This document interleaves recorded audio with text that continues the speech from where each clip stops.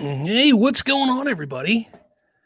This is season 7. Holy crap. Season 7 of Bridging the Geekdoms. That means that this show has been going on for nearly 7 years. Not a full 7 years, but nearly 7 years. That is absolutely insane to me that Bridging the Geekdoms has gotten this far.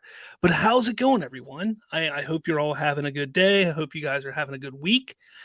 This is the first official live real show of Bridging the Geekdoms of 2023.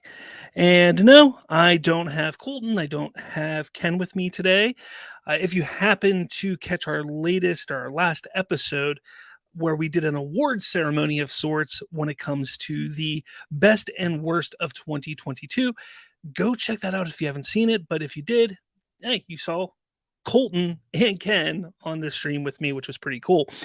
But let's get into today. There's a lot to cover. If you're new to the show, we kind of just sit here and talk about some of the latest ongoings. I call them hot topics, usually about 3 or 4 of those. And then we get into a main topic, the final half of the show.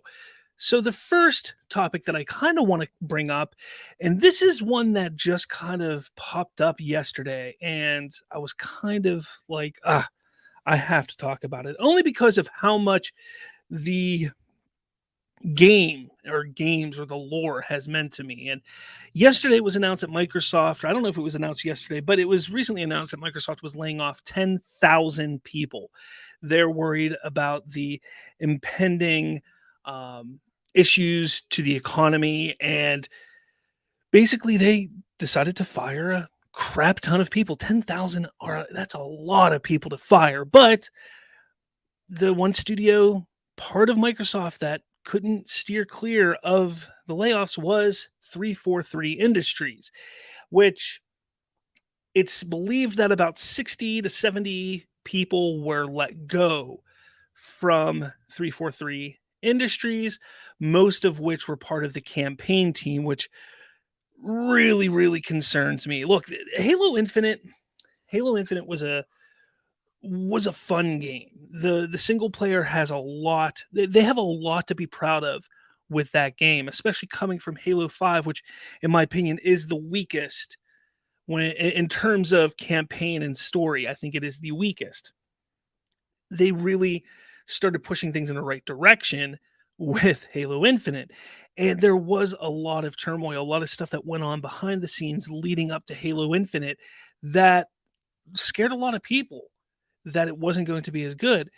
But the person that they brought in almost at 0 hour to help right the ship to get everything back on track is Joe Staten or Joe Staten.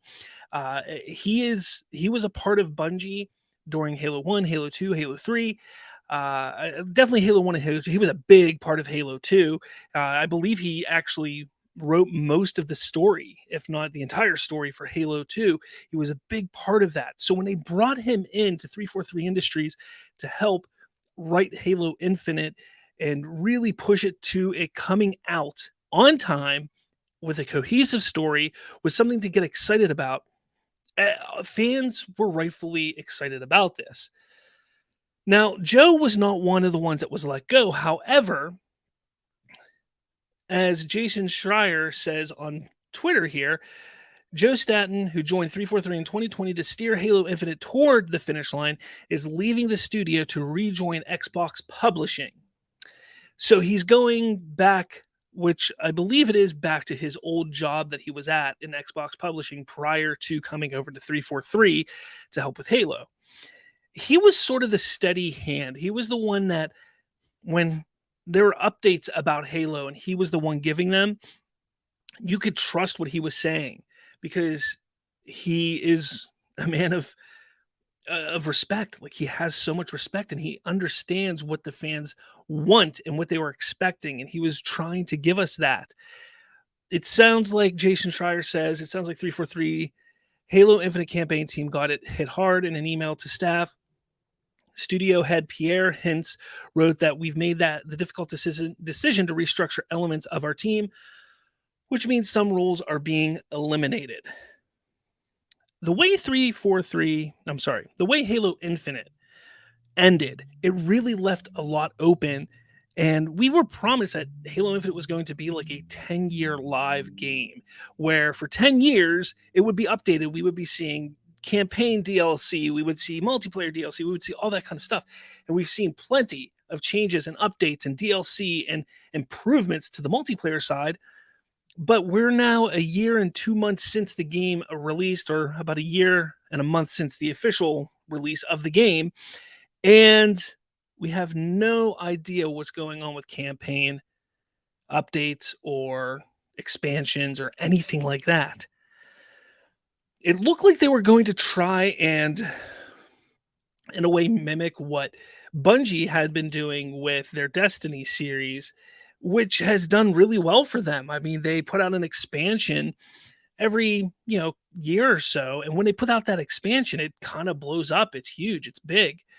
But for some odd reason, it just right now they decided to cut most of their campaign team, which is very, very, very unfortunate. All right. But let me know in the comments what you think. I mean, I honestly don't think that this game, it'll be lucky if this game runs for another 3 years at this point. There's a lot of people sitting there saying that this could be an inevitable reboot of the Halo franchise and the Halo lore for the Xbox. And I think that would be a huge, huge mistake by Microsoft and 343. The lore, the franchise, there's so much built up, there's so much good. And Halo Infinite, while it is not a perfect game, has a lot of elements that just tweaked, just improved upon, just built on, can give an even more excellent experience. And I think that they have to go that route. They really have to go that route. So hopefully they do. I really, really, truly hope that they go that route and get things moving and put in the right direction. All right, what else is up? The next thing I do want to talk about is Rebel Moon. Rebel Moon has a release date. It was kind of shocking. I didn't think that they were going to. Netflix is not one to give away release dates very often. So it was a very peculiar move by Netflix to have this little highlight reel at the beginning, in the beginning of the year, highlighting, I want to say more than a dozen. It was probably closer to 15, 20, maybe even 30 films that are releasing between now and the end of 2023 with release dates. Don't get me wrong, that is the right move for Netflix. They needed to start doing that. Their marketing strategy for promoting movies and their television shows has been really terrible for their entire existence. So the fact that they are going this route and really pushing this idea like, hey, we're going to announce these release dates so people get excited. People know what's coming. Because a lot of times I think, they're so worried about they lost a shit ton of money last year and they need to get that money back and they need to get people on their service. And I think that's the best way to do it, is to start better marketing their movies. But here we go.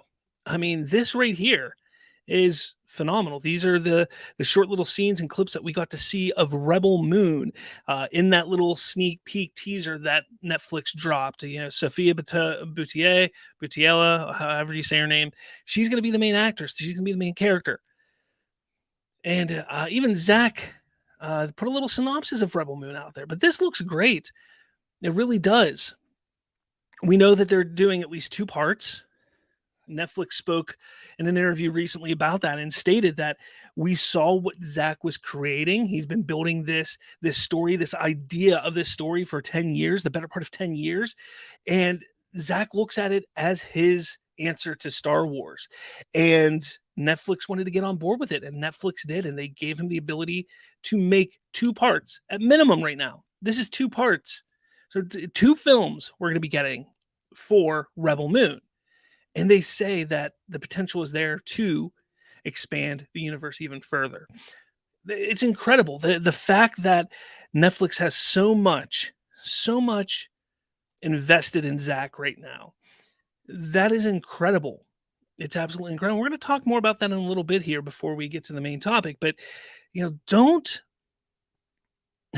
don't just balk at the idea that there are people out there. For those of you who aren't big Snyder fans, there are studios out there who like what Zack has created through his career and think that he is a drawing force. And I tell you what, while you may not like everything he's made, I don't. I don't like every single thing. I'm not a big fan of Sucker Punch.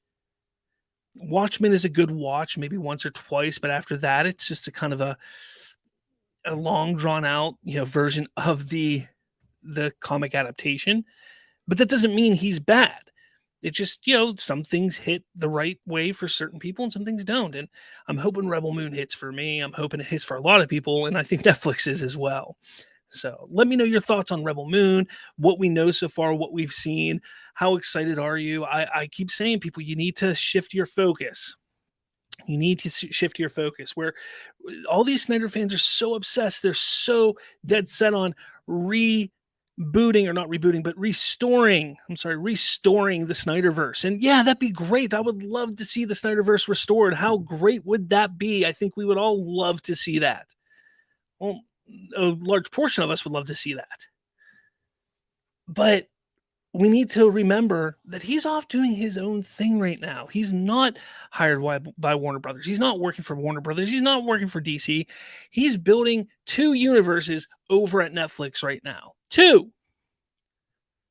Some people don't think about that. Let the man build what he's doing. Let him make what he's doing. That's where his passion is right now. I would not want to pull him away from that and risk that being any lesser than what it could be. And the fact, and we're going to move on, the fact that people want to sit there and use this hashtag. I've made a couple videos about it. I've talked about it. I know that a lot of people on on social media, there's a Twitter user, I believe their name is Jonah Fett. Look, I give you credit for being passionate. I respect that passion. I respect anyone who can be that passionate, that excited about something. Absolutely be excited. But my issues with it, because it always comes back, it's not hurting anybody. You're right. You're right. To sit there and put out a hashtag, sell SnyderVerse to Netflix. What is it? I don't even know what the hashtag is anymore. Sell SnyderVerse to Netflix, SnyderVerse, ZSJL to Netflix, whatever it is. You want to sit there and promote that and push that. That's fine. Do that. More power to you. But hear me out. No, it's not hurting anybody right now. Because what you don't understand is this idea is not a good idea. And it continues to push this thought that, hey, this stuff is possible. And it would be great if it was. But it's not. You know what? Here, let's do this. I want to do this because I don't want to miss anything. I don't want to miss a part of this. So let me first play devil's advocate on why I think they should. Why I think they should move the SnyderVerse to Netflix. So first and foremost, my devil's advocate take on why they should. It would excite fans and get them in the good gracious with WB and DC. Like that's really the only big benefit for Warner Brothers to sell the rights or the story to Netflix, because it would put them in good graces with the fans. And then it would also show Warner Brothers is willing to make things right with filmmakers who have been jaded by past regimes, which Zaslav has already sort of done to this point. So that's it. There are no other reasons. I sat here for 2 or 3 days thinking about this, to logically think, to sit there and think, what good does this serve a movie studio to sell off their rights, a story containing their biggest IPs, their biggest names in their IP, to another studio. There is nothing else. Which is why I'm going to tell you why it isn't happening. And then I'm going to tell you why it's important that you understand this. Number one is the cost is insurmountable for Netflix to acquire these rights. Like I said, these are DC's biggest names within their IP. You really think that they're going to sit there and say, you know what? We're trying to build a universe over here with those same characters, but we're going to give another company, another studio, the same characters to continue a universe that we're not continuing, that we're not going to utilize. That would be counterproductive. That's reason number two. It's counterproductive. It would hurt them in the long run. It would hurt them in the short term. It would hurt them all around. Confusion for the general audience. Yes. Look, I get it that there's a Batman movie. I get it that there's a Joker movie and there's sequels coming out for it. And the audience understands that. That's fine. I get that. But Netflix needs to make money. There's no money to be made here because those who have Netflix already have Netflix. They're not going to get an influx of subscribers for a continued SnyderVerse. And even if they did, it would be a short spurt. They want subscribers who are there long term. Derpy Entertainment, what's going on, my man? You say, I'd end my life than ever want to see SnyderVerse to continue on Netflix because of stupid fans that watched the Watchmen film he made and put Snyder in charge. I mean, Derpy, that's a little much there. Look, I'm a huge fan of what Snyder created. I'm a huge fan of what he was doing.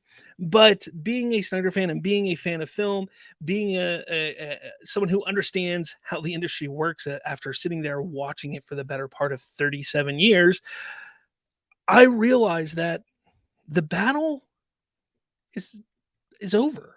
I mean, there's no avenue right now that is SnyderVerse. There's just no avenue for it. Yes, prior to James Gunn coming in, I could see it as a small possibility.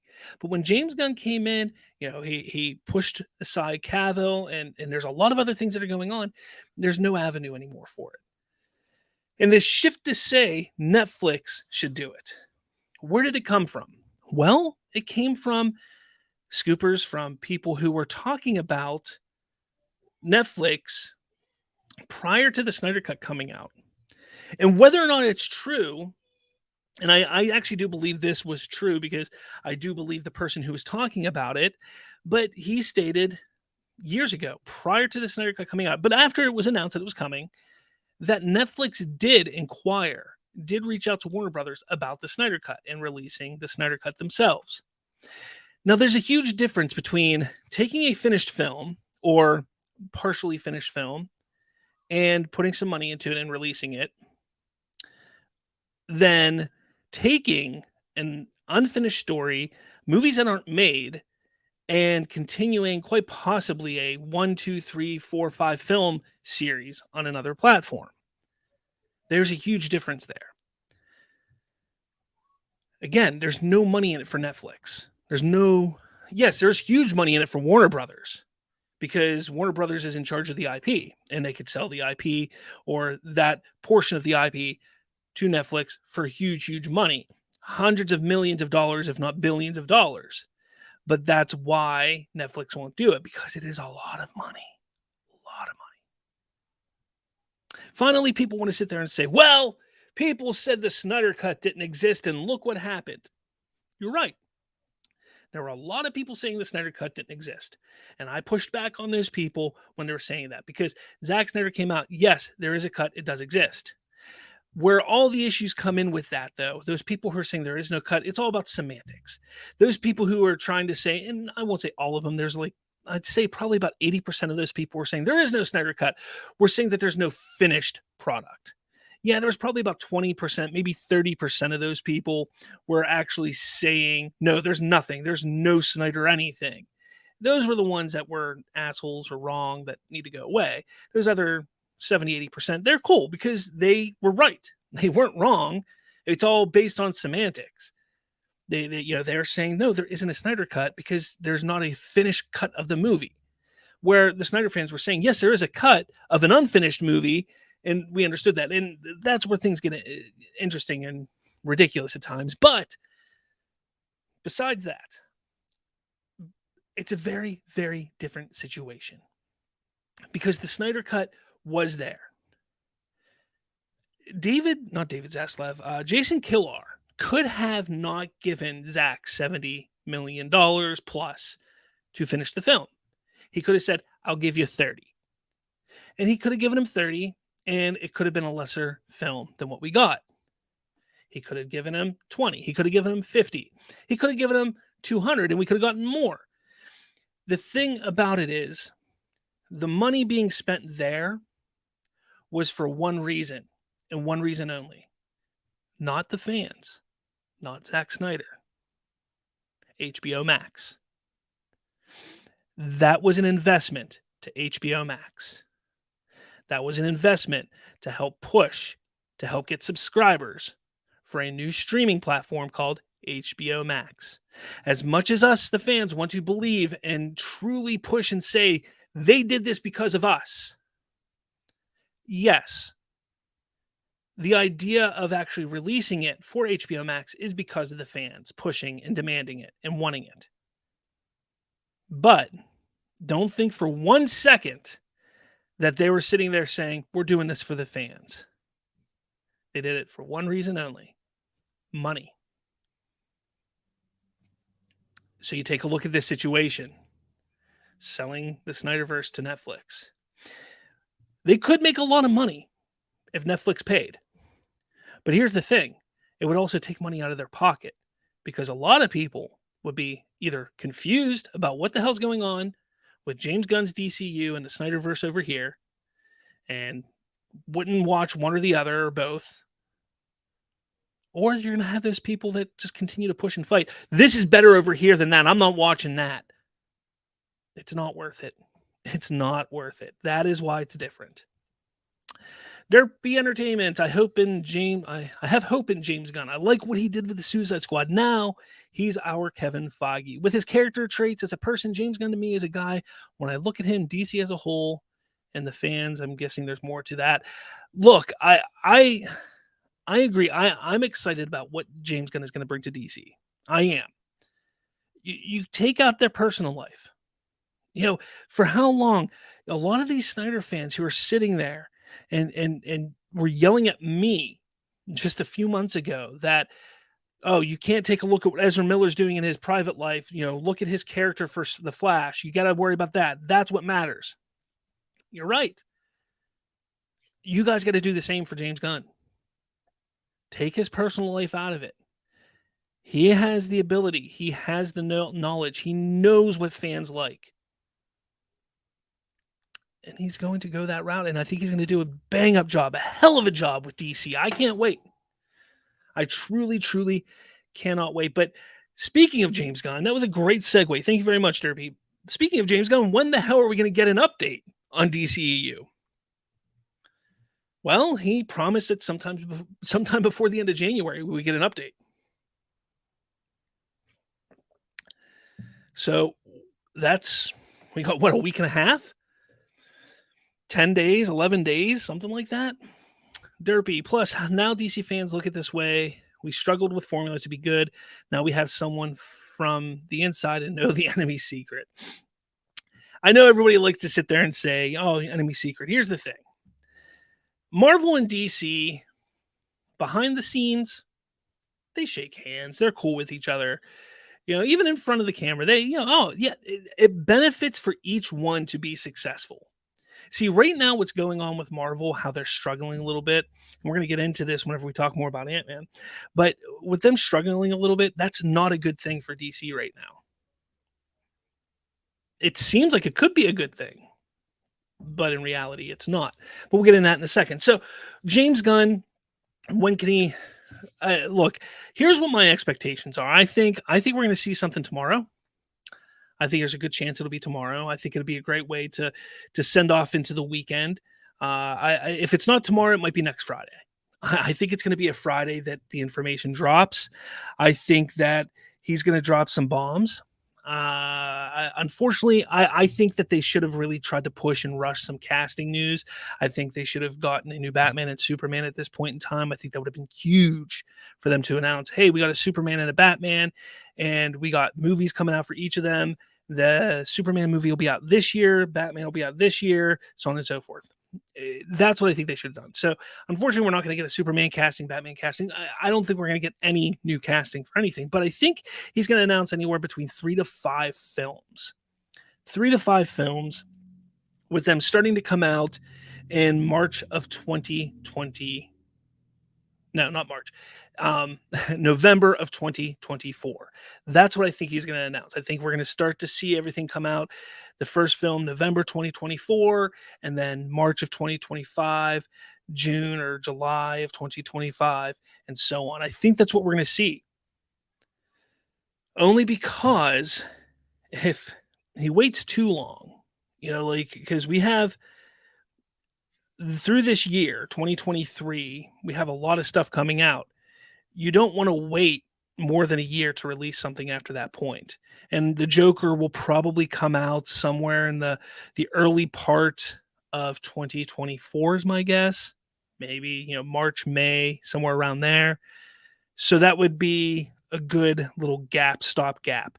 I think November is when we're going to see the first film from his new DCU. But that's what I think. I think we're going to get 3 to 5 films. I think it's going to be on a Friday, either tomorrow, this coming Friday, or the following Friday after this.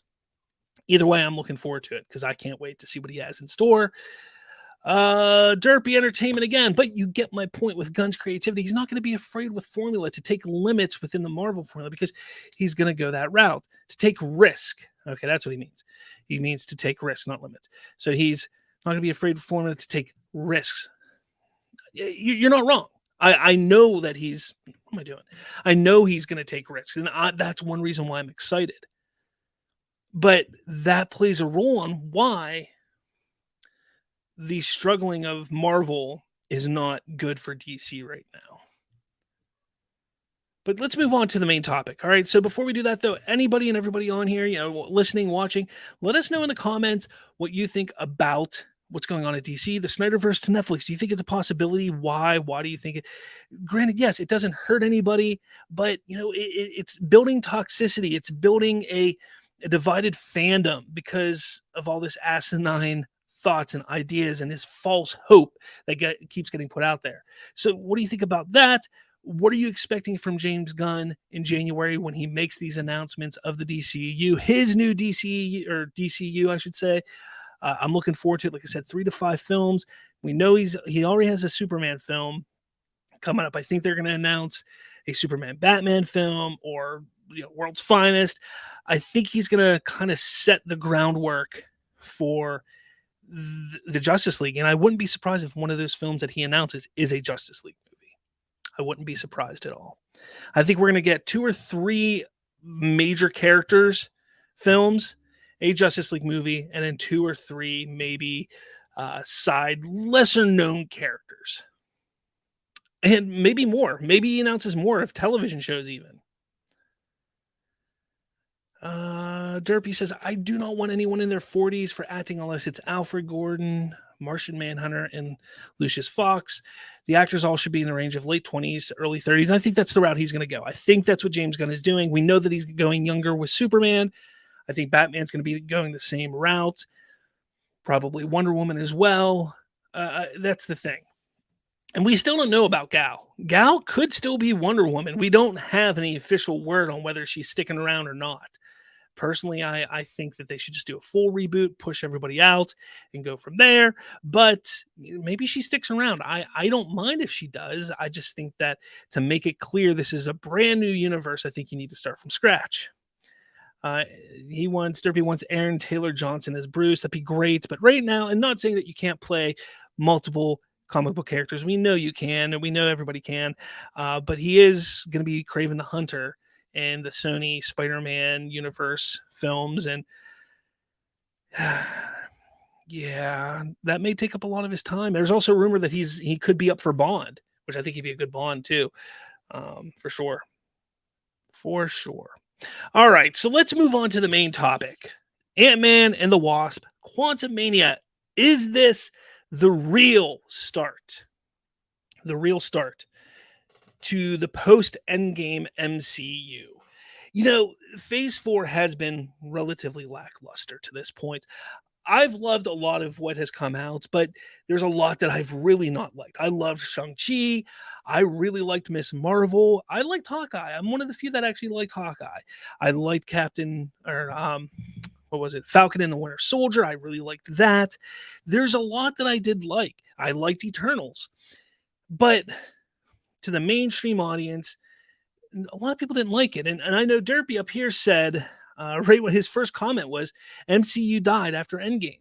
And you're not wrong. I think the hype around the MCU has diminished quite a bit. But there's a reason for that. So when the MCU started, there's a lot of people who fight this thing that, when the MCU started, we had no idea what the quote unquote Endgame was. We didn't know that these stories were going to build to an Infinity Gauntlet, to the snap, to Iron Man dying. We didn't know that. But as time went on, we had the first Avengers in the little tease scene where, oh, Thanos is out there. And Thanos kept popping up here and there, and the Infinity Stones were being brought more and more into the MCU. We then started getting this picture of, this is where they're going. And we could start speculating. We could start getting excited about all of that. But here's the thing. We got used to that. We all got used to that. I know I did. I was used to this speculation and excitement and discussions that I would have with my friends and coworkers about where the MCU is going, what this next movie is. And that's what got us excited. That's what kept pushing us and getting us to watch the next movie, the next movie, the next movie. They also didn't rush everything. We were looking at like 3 to 4 movies a year. Remember, between 2009 and 2020, we had 23 projects completed and put out. Between 2020 and 2023, we've had 21 projects put out. Legitimately, they've put so much content out over the last few years that it does get tiresome, especially when we have no idea how any of it fits together or where it's going. We have an inkling of an idea because they keep bringing up the multiverse, and we know it's the multiverse saga. So we see a little bit of it in Loki. We see a little bit in Doctor Strange. We see a little bit in Spider-Man. But here's the thing. Those are 3 projects out of 24 that touch on this aspect. And us as fans, we were so used to knowing from 2012 until 2019, we had an idea of where things were going. Even in the movies that didn't truly connect or have any impact on the overall story, we knew that it was still leading to that. Derpy says, I enjoyed Wakanda Forever. WandaVision, No Way Home, What If, everything else was disappointing. The 50 piles of crap, Thor 4 and She-Hulk, Doctor Strange, Multiverse of Madness. Here's the thing. Like you're saying, there was some gems in Phase 4. And is Wakanda Forever Phase 4 or Phase 5? I don't remember. I don't know if it's the end of Phase 4 or the beginning of Phase 5. Regardless, there were some good gems. There were some a lot of stinkers though. Thor was just abysmal. I did, however, love the ending of Thor: Love and Thunder. I did love the ending. So, but that's neither here nor there. Okay, so Wakanda Forever, Derpy says, it was end of Phase 4, and that's fine because I think it makes sense now. If Ant-Man and the Wasp comes out, if that's the first movie of Phase 5, the first project of Phase 5, you have to start out with a bang, and you have to truly show the fans at this point that this is the start of the post-Endgame MCU now. Because if you continue down the route that it was going, you're going to lose fans. The excitement is just going to get lesser and lesser, and the MCU will just fade away. It'll fade away. And that would be really disappointing to me. It really would be. Now, Phase 4 laid a lot of groundwork, introducing new characters. You have She-Hulk, Miss Marvel, Shang-Chi, the Eternals. There's a lot of new characters introduced, new iterations of characters. Falcon becoming the becoming Captain America. You know, things like we were seeing some interesting and cool things through phase 4. But the problem is we all have no idea where it's going. So this film, Ant-Man and the Wasp, Quantumania, the trailer came out, looks phenomenal. I know a lot of people think it looks a little meh. I think you have to put both trailers together. If you take a look at the first trailer that dropped and then this trailer, the first trailer really kind of was like showing the seriousness of the film, whereas this second trailer showed more of the action and the heart, not the heart, but the excitement of the movie. And I think when you take a look, and this is coming from somebody who was not a big fan of the second Ant-Man. I like it more than I like the first Ant-Man. I despise the first Ant-Man. The second one I enjoyed. So I'm not really like excited about this. Like I wasn't excited about this movie until the trailers. So that's what I'm excited about, is seeing where this movie is going to take us. But again, it could just be a slap in the face to fans. It could just be like, hey, we're going to discuss, this is going to explain everything for everybody. And then we watch it and then it's absolutely shit. It's absolutely nothing, which would really, really suck. So I hope they don't go that route. I hope it goes the way that we want. Is this going to be a greater understanding of the MCU post Endgame? Are we going to know who the big bad is? Is Kang the real big bad of the MCU right now? Because as Derpy here so graciously posts, Secret Wars. Yeah, we are building the Secret Wars. We are. I'm looking forward to it. I think it'll be interesting. But I don't think it's going to be anything like the comic Secret Wars. Obviously, I don't think you can at this point. We don't have all the characters. We don't have the major plot points that can be utilized for it. But I think we'll see some pretty cool things in Secret Wars. But you have Secret Wars, which is a huge storyline in the comics. And Kang, which could be a huge villain in the MCU. And you sit there and Kang doesn't really play into the Secret War thing. Maybe he does, maybe he will. But you're having a Kang Dynasty film and a Secret Wars movie, and the Secret Wars comes out before Kang Dynasty. There's a lot of things that I want to see happen. But what does Feige have up his sleeve? Kevin Feige with an Uno reverse card, Daddy Galactus, please. That would be great. That would be interesting. And here's the thing: we're going to be getting a Fantastic Four movie here within the next couple of years, which I'm excited about. I can't wait to see that. Can you really make Galactus their first big villain? Can you really? And does Galactus, with the characters we have now, does Galactus fit anywhere else in the MCU to pop up and be a villain? No, it really, he doesn't. That's even like when you take a look at Kang being the main villain of an Ant-Man movie. Ant-Man? I remember when they announced it, I was like, wait, what? Kang is going to be the villain for Ant-Man? I don't know. Like, what does Feige have up his sleeve? I'm really interested, but I truly believe that this is going to be the start of what the MCU is going to be post Endgame. I do hope, and I'm going to say it, I know some people may get mad at me, but I hope they get away from the wokeness. I was completely turned off from She-Hulk. She-Hulk's numbers were shit. You take a look at what wokeness does in these things, and you go woke, you go broke. I want them to pull back on it. You don't need to get all preachy with your stuff. That's not why we watch these things.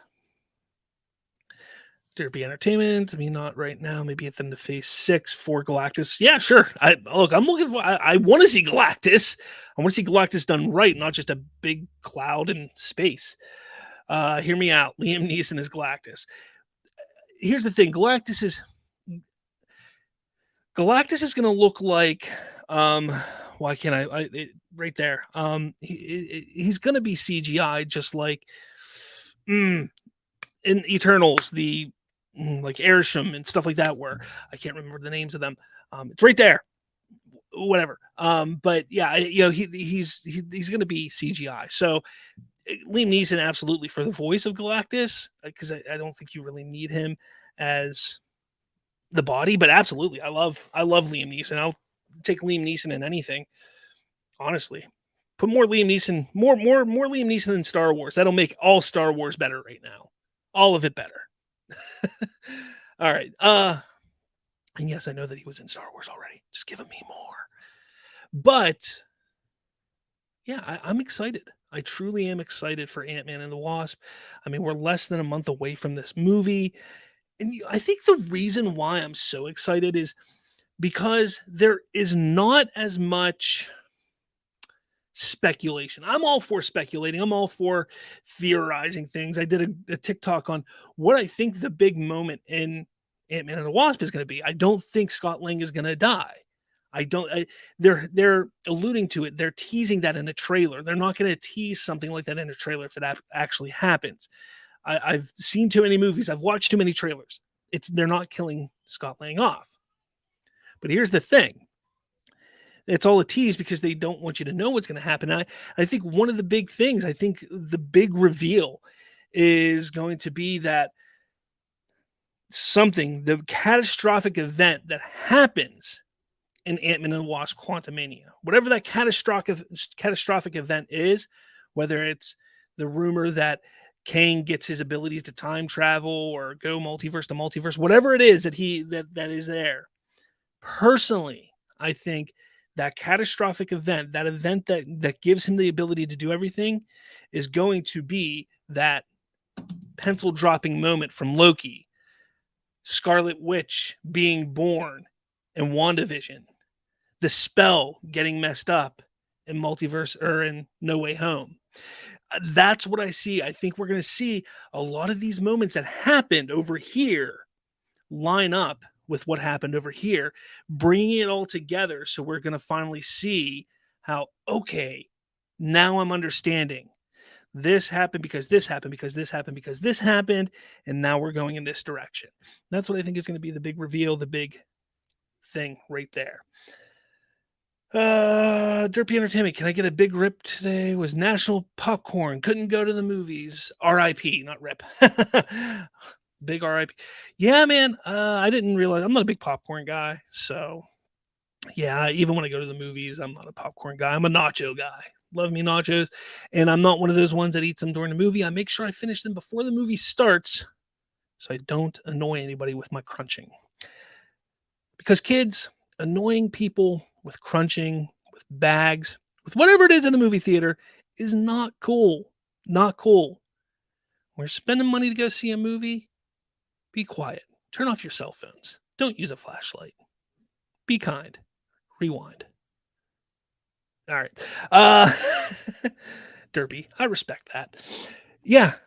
Let me know your thoughts, everyone. I want to know what you're thinking of Ant-Man and the Wasp Quantumania. Are you excited about it? Do you think this is the real official start of the post-Endgame MCU? I think it is. I think it's undoubtedly going to be the biggest movie in regards to story-wise and connectivity since Endgame, or biggest project even. But is it going to be any good? Is it going to be any good? And Derpy says, I do. Hey man, I mean, thank you. I appreciate the agreement there. I like that because it's, I don't know, maybe I haven't been to the movies for a while, so maybe that's why I'm so excited about this film. Maybe. Derpy says, I'm very interested in Secret Invasion. I am. I love what's her face. chick who played Khaleesi. I'm terrible with remembering names of things. If you've not noticed that, if you're somebody who listens or watches this show, you probably know I don't remember names of people or things very well. But yeah, I like her. I think she's a great actress, and I'm looking forward to what she brings to the MCU. Who isn't a Samuel L. Jackson fan? I just I wanted them to go. Um, what show am I thinking about here? So many shows that came out. I was really hoping that we would have gotten with Falcon and the Winter Soldier like almost like a spy thriller type of show, and we didn't get that. And I think that's what Secret Invasion could be, and I'm hoping it is, because we haven't had that since Winter Soldier, and that's still like my top. It's between that and the first Guardians of the Galaxy as my top favorite MCU films, MCU projects, and I would love to see more of that type of storytelling and tone with the MCU. And Derpy says, because of the state of Nick Fury is in, because I loved Winter Soldier, it's still in my top 3. Yeah, I mean, I'm with you on that, man. If they can get that same tone as Winter Soldier for Secret Invasion, no doubt it's going to be great. No doubt. Well, I'm going to call this one here today, guys. It's going to be a short one. When it's by myself, I don't usually go the full hour. Thank you very much, Derpy, for keeping me entertained. I think you kept me more entertained than I kept you entertained. Thank you so much for commenting. And honestly, guys, make sure you hit that like button, hit subscribe. Some things are changing here at Bridging Geekdoms. I'm sure you've seen some of the aesthetic changes. Our logos changed slightly, and we got some cool little graphics of our little faces from courtesy of Apple Memojis. So definitely keep a lookout on what's going on here.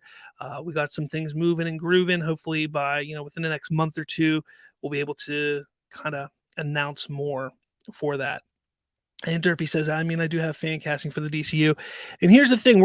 I'm trying to get everything set up with either Ken and Colton to do a show where we can talk about the DCU, but I don't want to start doing fan casting and really speculating until we know what James Gunn has up his sleeve. I want to see what he announces film-wise coming up, and then the fan casting can begin, and we can have fun with that. So definitely keep a lookout for that whenever we talk. I'm hoping it's shortly after James Gunn does his announcements that we get to have this episode where we talk about the future of the DCU and what our expectations are and our excitement level for it until we know the plan. And Derpy, I'll let you say this. What will you say? You have one thing to say. I will say this. What do you got? And then I will respond and end the show there. What do you got? Yeah, I look, guys, if you haven't, subscribe, like, share, find us on Twitter. My Twitter has been blowing up lately. Absolutely blowing up lately. It's been a lot of fun. And I kind of hope that it does lead to more checking out the show, watching the show, that kind of thing. Actually pulling up Twitter right now. I just kind of want to respond to this from Stanley Ipkiss at RestoreZSJL. This is in response to me saying that I think we have to shift our focus for Restore the SnyderVerse to animate the SnyderVerse. And Stanley Ipkiss goes, what would be the point in it being animated? Zack's movies are so good because they're live action and have his eye for detail and storytelling. You can't get all that in animation. It's not the same. And I actually am going to disagree with you on that, because he is venturing into animation for another time. He did that Owl film, and he's doing another one right now with Jay Oliva. So personally, I think that absolutely he should look at it. I think he has an eye for animation as well. And Derpy says, finally, I want Superman design and tone to be golden age like Max Fleischer cartoon, at least for the first film, where his powers are limited and is more human-like and growing as a character. Absolutely. I think that would be great to be different. It would be different because not even the Chris Reeves was like that. We didn't really see him grow into his powers with the Chris Reeves Superman either. So I agree. I'm all for that. I am all for that. I can't wait to see what James Gunn announces. I can't wait to see what comes. But everyone, like I said, I'm gonna skedaddle here. So please, thank you for watching. You can scan the little QR code on the screen right now. That'll take you to our link tree where you can follow us and like us everywhere you want to like us and all of that jazz. And with all that said, guys, I guess I'll talk at all of you later.